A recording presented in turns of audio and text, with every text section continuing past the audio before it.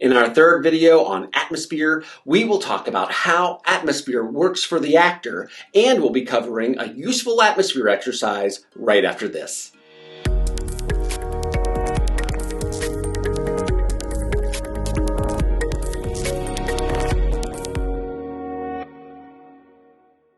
Hi, the Inspired Actor here. If you're new to this channel, we are dedicated to helping actors become better artists by offering these quick, roughly 10-minute acting lessons. Just a quick reminder, we have about 50 of these on our channel so far, so check them out if you want, and if you want to see more videos like these, go ahead and subscribe, so you'll be notified as soon as they come out. Also, take a moment before you forget and hit that like button, as it really helps me out. And if you know people who might like these videos, please don't hesitate to share them on your social media outlet of choice. The space, the air around you filled with atmosphere will always support and arouse in you new feelings and fresh creative impulses.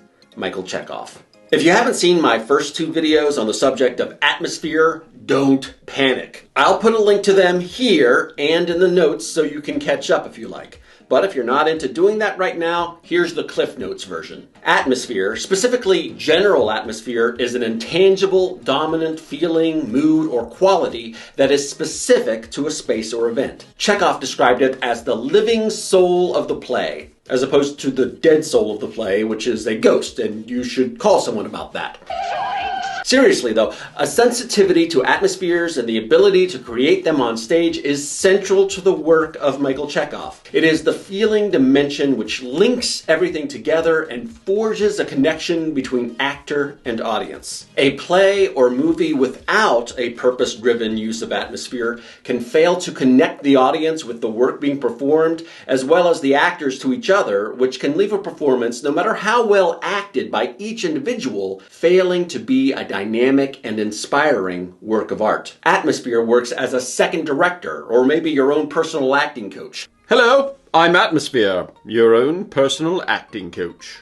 Urging you, the actor, to discover new nuances in your speech, your actions, your movement, and your feelings. For those of you looking for a way to transcend a cliched, hackneyed approach to your characters and objective, atmosphere can be your secret weapon, helping you to transcend the ordinary into truthful and memorable performances that can surprise even yourself. In fact, Michael Chekhov thought the very first thing to be worked on in rehearsal is atmosphere. He thought it was that important. Only when atmosphere has been applied and rehearsed did he feel it was time to work on gesture and characterization. Chekhov thought atmosphere was like the seed that contains the potential of the whole mature plant. The seed of the entire performance lies within our ability to create and use atmosphere, and obviously we need to plant that seed as soon as possible. So now let's start to work on an exercise or two to help us begin to work with atmosphere. Now, if you saw my video about crossing the threshold, you may have noticed that essentially it was an atmosphere exercise. Lowering the ring is a great way to prepare a class or cast to begin work in a spirit of unity, acceptance, and creativity. I'll put a link to it here and in the notes if you'd like to check it out. When working with atmosphere, crossing the threshold is a kind of ritualized activity that allows us to prep our mind and body to enter the world of the play, specifically the atmosphere of that particular part of the play, keeping a clear delineation between that world, that atmosphere, and the inartistic atmospheres at play in our everyday life. In other words, we are using our creative imagination to specifically and willfully create the atmospheres we will then use in our acting work. The best way of doing this that I am aware of is physically and imaginatively crossing an imaginary threshold into the atmospheres we create. So now I'd like you to find a space in the room or area that you are in where you're able to move around freely. Take a moment to find your home stance. Feet shoulder width apart, arms at your side, body free and relaxed. Imagine that there is a doorway in front of you.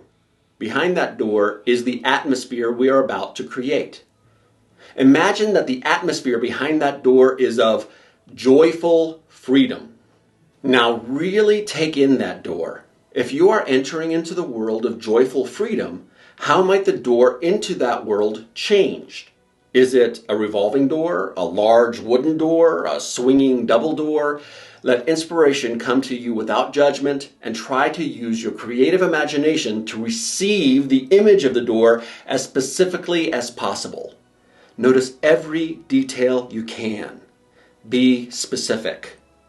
Don't beat yourself up if you're having trouble with this. Using your imagination in this way is a skill, one that you may need to develop over time.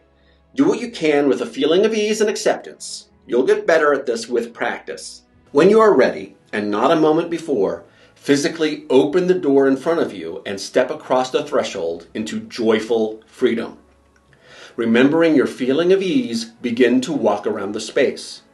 Imagine that the atmosphere of joyful freedom is flowing through you and around you, filling the space of the room and the space of your body through your ideal artistic center, located here at the center of your chest, and radiating up through your head and out through your hands and feet, your fingers and toes. Try not to force anything as you move about the atmosphere.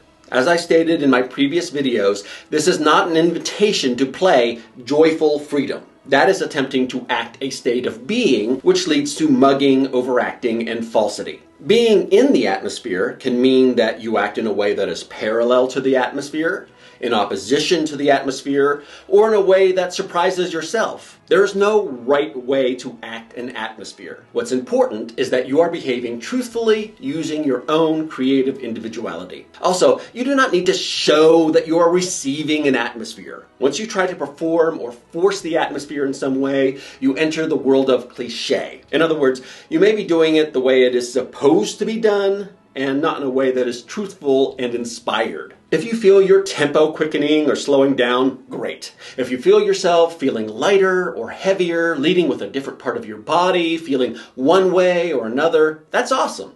Just don't force it. Let it go and flow. Use your creative imagination truthfully and organically, and let that atmosphere affect your psychology and physicality with a feeling of ease and playfulness. Receive the atmosphere, and then radiate or release the atmosphere through your body and your mind. Within this atmosphere, sit, stand, pick up an object, play with it, put it down. If you have some lines of text, go ahead and say them, or just say hello, or release on sound. Let your feeling of discovery take over. Be a scientist and an artist. Make discoveries. Once you feel you have spent enough time in this atmosphere, find where you left your threshold. Take a moment to imagine the doorway leading back to your real life. Open the door and step out of the atmosphere. And there it is. You have made your first step into receiving an atmosphere. What did you think? Let me know in the comments. Hopefully, in doing this exercise, you noticed yourself behaving differently and receiving new images, feelings, and impulses throughout. On your own, you may want to try to repeat the exercise with some different atmospheres. Here are some that you can try. Simmering rage, secret desire, sensuous ecstasy, spine-tingling terror, light-hearted amazement.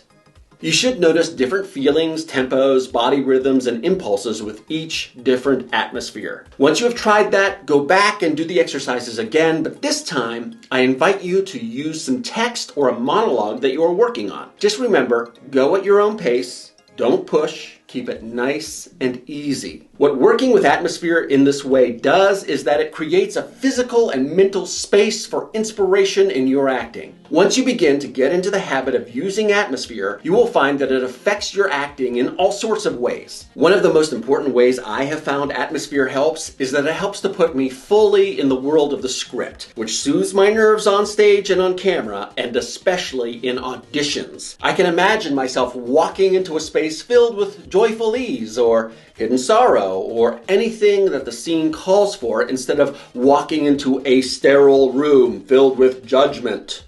That was terrible.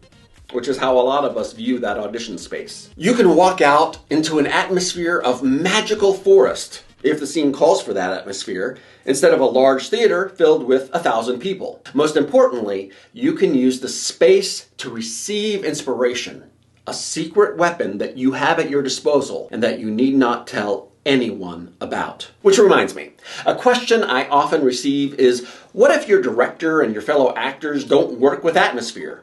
Can it still be used by an actor all by themselves? My answer is this. While in an ideal world, it would be awesome if the director used atmosphere to create a feeling of ensemble and a dynamic and unified performance amongst their cast, there is no need for an actor who uses atmosphere to share anything with anyone about their work in this way. If you are imaginatively creating the atmosphere, receiving it, and radiating it throughout your performance, then it doesn't matter how anyone else works or what technique they use. The onus is on them to react to what you are giving them truthfully, and on you to receive what they are giving you truthfully. If you want to keep it just between us, then so be it. Next time, we'll cover personal atmosphere, how it relates to general atmosphere, and how to use it as a tool for characterization. So if you want to be the first to be notified when that video comes out, don't forget to subscribe and hit that bell. See you later, colleagues.